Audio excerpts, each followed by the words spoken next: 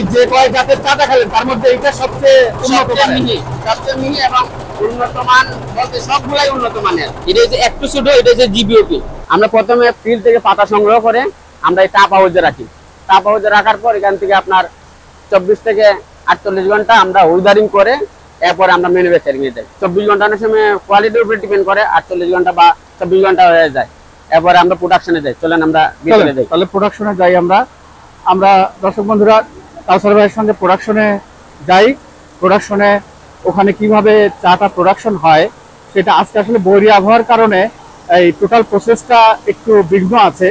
তো যতটুকু আছে কাউসার ভাই আমাদেরকে সম্পূর্ণটা দেখাবে।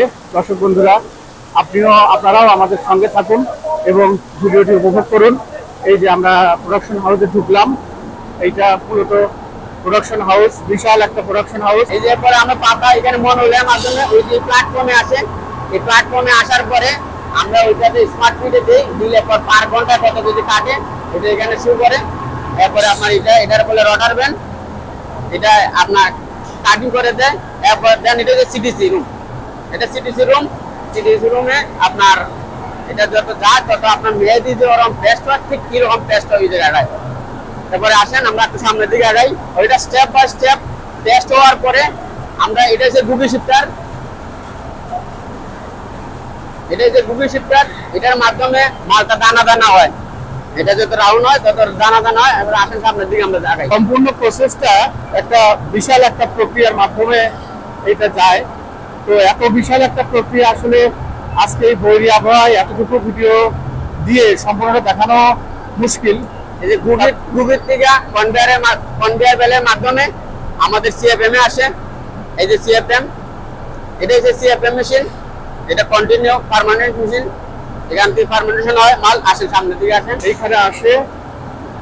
তারপর এইটা চাগুলো, এই যে এখানে কিছু চা আছে অলরেডি হয়তো হাফ ডান হয়েছে। আচ্ছা, এগুলো তারপরে এভাবে দানা দানা হয়ে আসতেছে। এই যে সিএফএম মেশিন থেকে সিএফএম, এটা আমাদের আবার টাইম মেনটেন করা হয় পাতার এই আর্দ্রতার উপরে।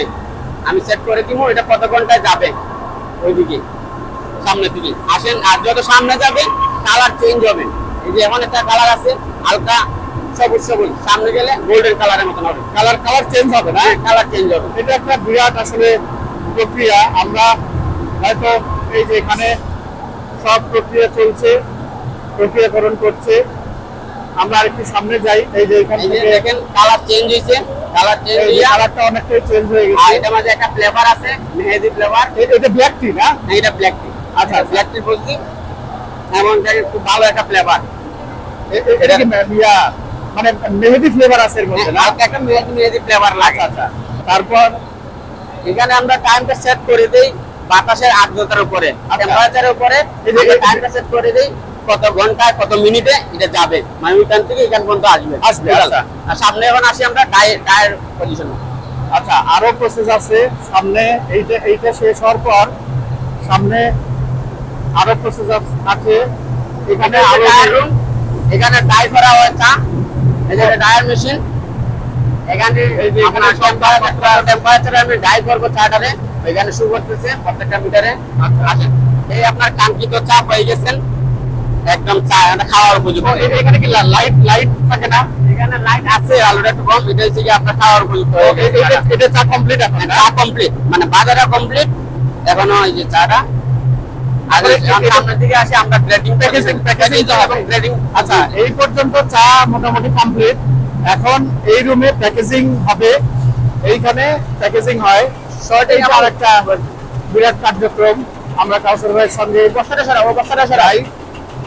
এইখানে বস্তায় বস্তায় চা রাখা আছে। এইটা হলো মূল চা, তাই না? এই যে মূল চা।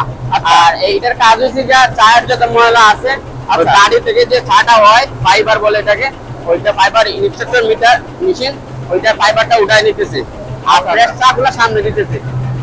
এটা শুধু ফ্রেশ চা বলে আসে না, আমরা গ্রেডিং এর দিকে যাই। আচ্ছা, এখন এটা ওই যে ছোট ছোট প্যাকেট তো হয়? হ্যাঁ, প্যাকেট হবে না, গ্রেডিং এর দিকে যাই। এইখান থেকে এই যে বস্তায় বস্তায় চা বেরোচ্ছে, এইটাই মূল চা, বস্তায় করে বেরোচ্ছে। এখন এই চাটা এইখান থেকে চলে যায় প্যাকেজিং এ, এইখানে প্যাকেজিং হয়। এটা হচ্ছে ফাইবার শর্টার, এখান থেকে গ্রেড করা হয়। এখান থেকে আমরা 8টা গ্রেড সংগ্রহ করি। এর মধ্যে বিওপি, জিবিওপি, জিওএফ, ওএফ, আরডি, এই ওএফ, পিএফ, আরডি, ডাট, সিডি। আমরা এই 8টা গ্রেড এখান থেকে নেই। এতে গ্রেডটা দেখেন আসেন। এখন দেখি এই যে এটাই জায়গা সবচেয়ে যেটা বিওপি বলে, এই যে এটা যে বিওপি, এটা ব্ল্যাক টি, এটা ব্ল্যাক টি, এটা সম্পূর্ণ ব্ল্যাক টি সবগুলা দেখি। এই যে এটা যে বিওপি, এটা দানাটা একটু বড়, আর এইটা এটা যে একটু ছোট, এটা যে জিবিওপি, এটা ছোট। হ্যাঁ এটা একটু ছোট, এটা যে জিবিওপি। এইভাবে step by step grade change হবে আর দানাগুলো ছোট হবে। আচ্ছা, একদম চিকন যেটা, এটা হচ্ছে আপনার সিডি, ওইটা এখানে চলতেছে। আসেন। আচ্ছা, সিবিটা কোনটা? এই পাশে সিডি। আসেন। একদম চিকন দানার যেটা, সেইটা হলো এই যে এটা হলো সিবি, একেবারে চিকন দানা। এই যে সিডি আমরা টিভিকে যেটা ব্যবহার করা হয়, এই যে সিডি। তাহলে এই যে কয় জাতের চাটা খেলেন তার মধ্যে এইটা সবচেয়ে উন্নত মানের। সবচেয়ে মিহি এবং উন্নত মান বলতে সবগুলাই উন্নত মানের। এই চাগুলোর প্রাইস কিরকম? এটা আমরা গ্যাস অপশনে 266 টাকা বিক্রি করছি কেজি পার কেজি অপশনে। আচ্ছা, অপশনে 266 টাকা বিক্রি করছি। আর অন্যগুলো আমরা এভারেজ প্রাইস আমরা 200 টাকা প্লাস আছে, 260 টাকা, 200 প্লাস। হ্যাঁ এভারেজ প্রাইস 200 প্লাস। এই কারখানায় শুধু এই কয়টা চাই উৎপাদন হয়, ব্ল্যাক টি উৎপাদন হয়? হ্যাঁ শুধু ব্ল্যাক টি। আমরা জাফরান টি এখন বর্তমানে শুধু ব্ল্যাক টি উৎপাদন করি। তার মানে বাগানে যে চায়ের পাতাগুলো আছে ওকে ব্ল্যাক টিরই পাতা, সব ব্ল্যাক টির পাতা। এখান থেকে আমি চাইলে গ্রিন টি নিতে পারবো, অর্থরস নিতে পারবো, সব নিতে পারবো। কিন্তু আমরা যেহেতু খালি প্রোডাকশনটা ব্ল্যাক টি করতেছি, সেই জন্য ব্ল্যাক টিটাই নিতেছি। আর সিলেটে আমি যে লাখাতুরা চা বাগান দেখলাম, অন্যান্য চা বাগান, সেগুলোতে তো আর শুধু ব্ল্যাক টি করে না, অন্য চাও হয়। অন্য চাও করে, আমরাও করতাম। আমরা ব্ল্যাক টি ছিল, এরপরে আপনার অর্থরস ছিল, গ্রিন টি ছিল, এরপর আরো বিভিন্ন চা ছিল। কিন্তু আমরা এখন আপাতত শুধু অনলি ব্ল্যাক টি করতে।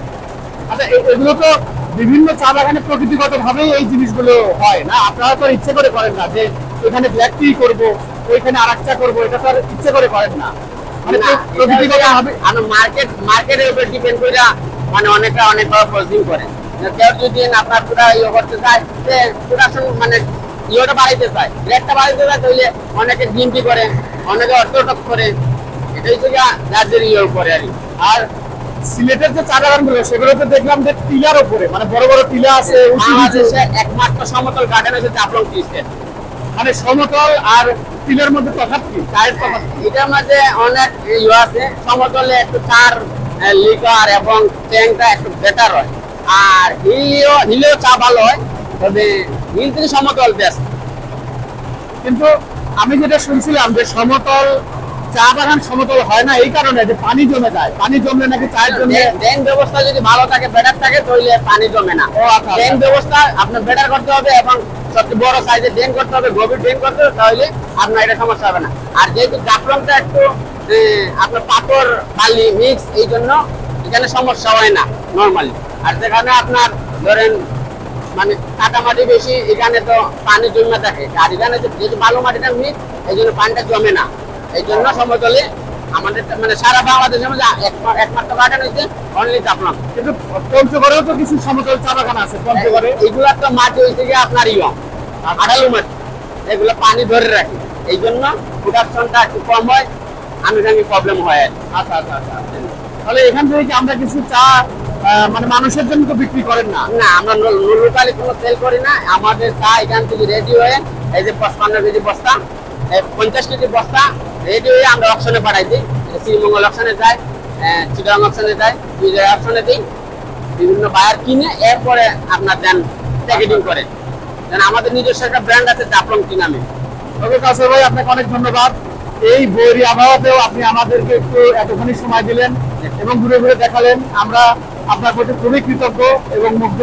দর্শক বন্ধুরা, আশা করি কাউসার ভাইয়ের এই যে চা বানানোর যে প্রসেসটা উনি বললেন, এটা আপনাদের অবশ্যই ভালো লেগেছে এবং আমার তো ভালো লেগেছে। এই কারণ আমি এই প্রথম এরকম একটা চা উৎপাদন, এরকম একটা প্রোডাকশন হাউসে এসেছি এবং এটা নিজের কানে শুনলাম, নিজের চোখে দেখলাম, আমার ভালো লাগলো। আপনাদের কেমন লাগলো জানাবেন। যদি ভালো লেগে থাকে তাহলে লাইক শেয়ার করে আমার চ্যানেলের পাশে থাকার আবদার রইল।